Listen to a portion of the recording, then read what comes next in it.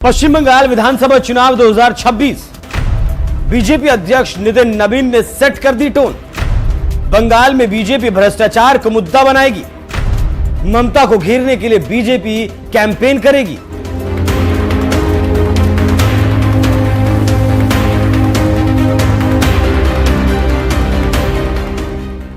दक्षिण और पूर्वी भारत की राजनीति में अगर किसी राज्य का नाम सबसे ज्यादा राजनीतिक ताप पैदा करता है तो वो है पश्चिम बंगाल। बुधवार को दुर्गापुर की धरती से बीजेपी के अध्यक्ष नितिन नबीन ने वही किया जिसकी राजनीतिक हलकों में पहले से आहट थी। बीजेपी अध्यक्ष बनने के बाद अपने पहले बंगाल के दौरे पर नबीन ने तृणमूल कांग्रेस सरकार पर ऐसा तीखा हमला बोला जिसने आने वाले विधानसभा चुनावों की दिशा और भाषा दोनों साफ कर दी। दुर्गापुर की जनसभा में नितिन नबीन का मुख्य आरोप सीधा और गंभीर था। ममता बनर्जी की सरकार घुसपैठ को संरक्षण देकर राष्ट्रीय सुरक्षा के साथ समझौता कर रही है। नबीन ने आगे कहा, पश्चिम बंगाल में चल रहा एसआईआर सिर्फ एक प्रशासनिक प्रक्रिया नहीं है बल्कि लोकतंत्र को बचाने की लड़ाई है। चुनाव आयोग पर आरोप लगाए जा रहे हैं लेकिन सच्चाई ये है कि जिलाधिकारी, उप मंडल अधिकारी और प्रखंड विकास अधिकारी जैसे कुछ अधिकारी राजनीतिक दबाव में आम नागरिकों को डरा धमका रहे हैं। नबीन के मुताबिक चुनाव आयोग का मकसद सिर्फ एक है, फर्जी मतदाताओं और अवैध घुसपैठियों की पहचान। लेकिन तृणमूल सरकार कथित तौर पर डर, भ्रम और गलत सूचनाओं का माहौल बनाकर इस प्रक्रिया को पटरी से उतारना चाहती है। उन्होंने ये भी चेतावनी दी कि कोई भी अधिकारी स्थायी सरकार के इशारे पर काम ना करे। यह बयान सीधे तौर पर राज्य प्रशासन को चुनौती और केंद्र की सख्त निगरानी का संकेत माना जा रहा है।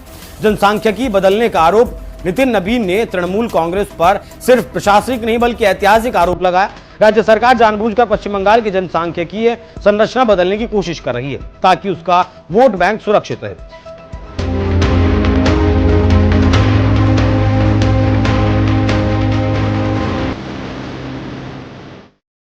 बीजेपी पिछले 3 बार से बंगाल में ममता से सत्ता छीनने की कोशिश कर रही है लेकिन अभी तक सफल नहीं हुई है। लेकिन इस बार भी बीजेपी पिछली बार से ज्यादा ताकत झोंक रही है। पहले जेपी नड्डा थे, अब नबीन है और अध्यक्ष बनते ही उनका पहला चुनाव भी है। इसीलिए बीजेपी अध्यक्ष काफी मेहनत कर रहे हैं और पार्टी कार्यकर्ताओं के साथ अलग अलग बैठक भी कर रहे हैं जिसने राजनीतिक बहस को और ज्यादा तेज कर दिया है। कार्यकर्ताओं से बात करते हुए अध्यक्ष ने कहा, बीजेपी कार्यकर्ता सुनिश्चित करने के लिए प्रतिबद्ध हैं कि पश्चिम बंगाल कभी बांग्लादेश न बने। नबीन ने यह भी जोड़ा कि कार्यकर्ता इस उद्देश्य के लिए बलिदान देने को तैयार हैं। यह बयान तृणमूल के लिए सीधी राजनीतिक चुनौती है और भाजपा के कोर वोटर के लिए स्पष्ट संदेश माना जा रहा है। तुष्टीकरण बनाम लोकतंत्र। नितिन नबीन ने तृणमूल कांग्रेस पर तुष्टीकरण की राजनीति करने का आरोप लगाया और कहा कि राज्य सरकार घुसपैठियों की ढाल बन चुकी है। इससे आप समझ सकते हैं कि जो बीजेपी का पिच है हिंदू मुसलमान, उसको पूरी ताकत के साथ काम कर रही है ताकि वोटों का बिखराव हो और सफलता मिले। लेकिन ममता बनर्जी अपनी सत्ता बचाने के लिए बीजेपी पर भारी पड़ रही है। लेकिन बीजेपी अपनी ताकत को और ज्यादा बढ़ाने में लगी है ताकि किसी भी सूरत में बीजेपी सत्ता में आ सके।